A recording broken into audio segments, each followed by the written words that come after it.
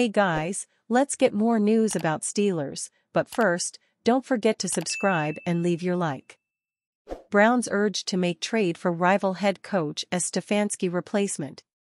Kevin Stefanski's seat is getting warmer, and former Cleveland Browns quarterback Brady Quinn floated a bold and unexpected idea for who could take his place if the team decides to move on. Quinn, who spent 3 seasons with the Browns, pitched that Cleveland should call the Pittsburgh Steelers to see what it would take to trade for Mike Tomlin.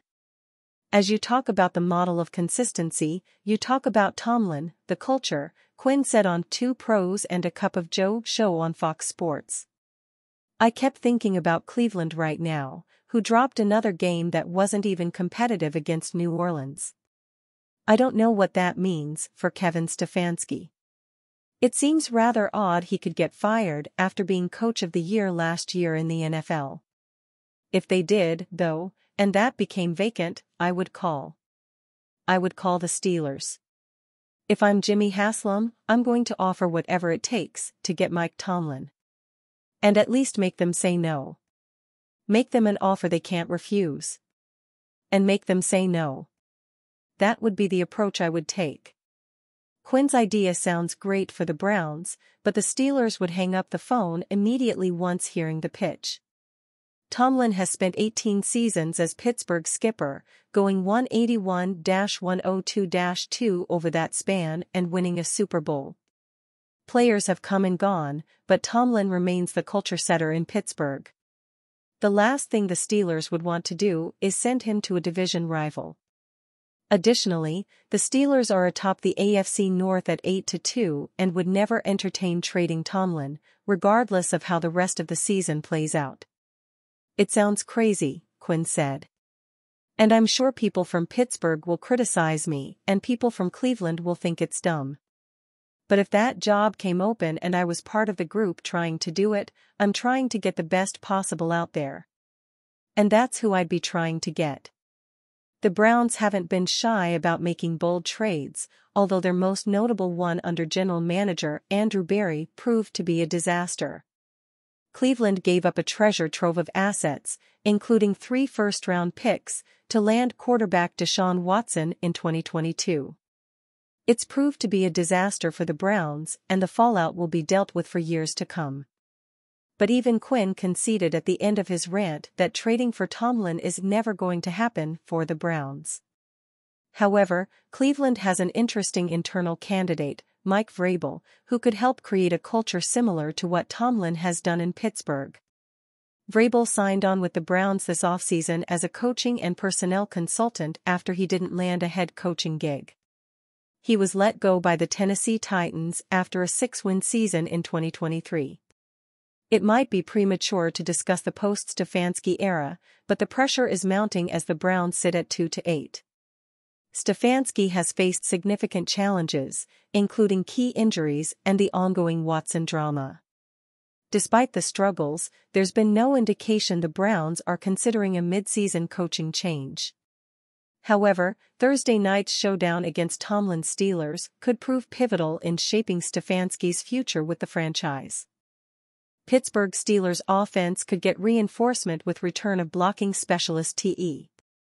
The Pittsburgh Steelers offense could get a key reinforcement with the return of tight end Michael Pruitt to the lineup. Pruitt missed the team's game on Sunday with a knee injury. In an estimated practice report released on Monday, Pruitt was listed with a did not participate tag with the knee injury, but head coach Mike Tomlin said at his press conference that he was optimistic that Pruitt could return.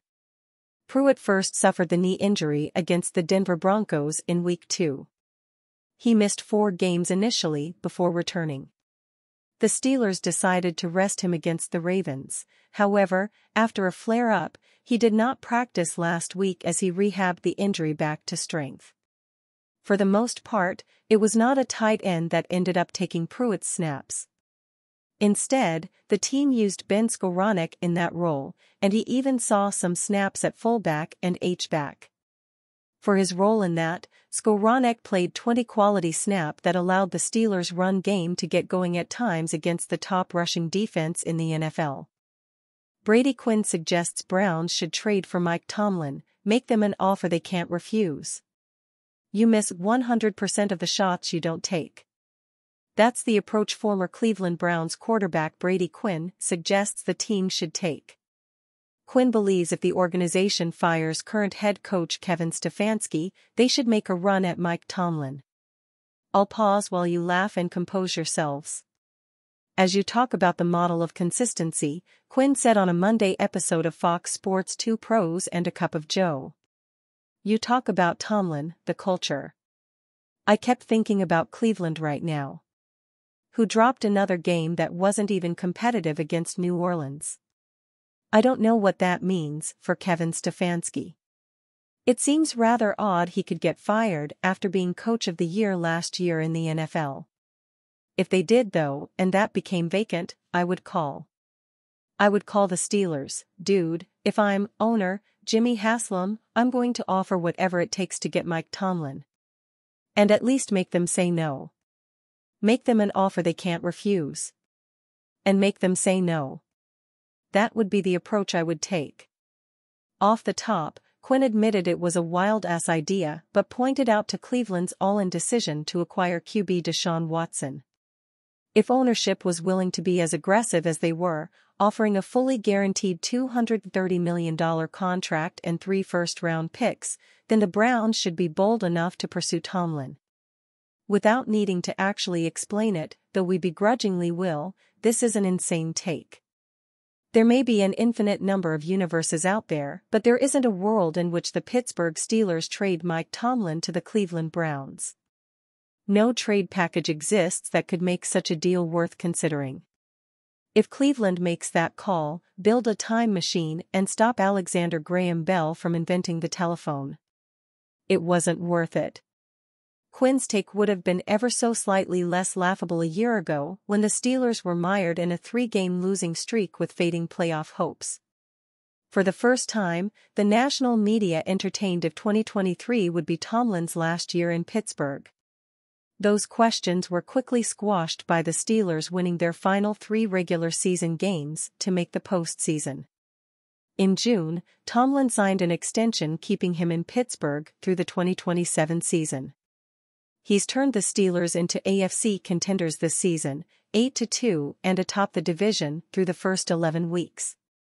Tomlin made the gutsy decision to start QB Russell Wilson despite the team's success under Justin Fields, a move that's earned praise for being the right call.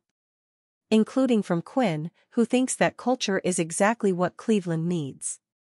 It's never gonna happen, Quinn admitted. But I personally feel like if I were a part of that organization, I would definitely give Mike Tomlin a call. And I would try to figure out if there's any shot of trying to get his culture, his coaching, everything that he's bringing. And try to bring that to Cleveland. That would be one of the first calls. It would be the shortest phone call in history, perhaps only extended as a bewildered Art Rooney II checked the area code to make sure it wasn't a prank. Though Cleveland has a Pittsburgh connection in Jimmy Haslam, once minority owner of the Steelers before buying the Browns in 2012, it would be embarrassing for him to even ask. Let alone Pittsburgh to entertain. This isn't the first time a former quarterback suggested Tomlin should or could go elsewhere. In 2021, Carson Palmer floated Tomlin's name as someone USC was considering for their vacant job. It led to a brief media story and all-time Tomlin response when asked to address the rumors. "Hey guys, I don't have time for that speculation," a clearly agitated Mike Tomlin said in October of 2021. "That's a joke to me.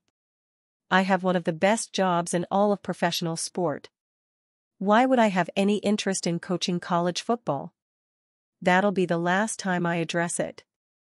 Not only today but moving forward. Never say never but never." And you fan? What do you think of the situation of Mike Tomlin? Leave your opinion in the comments.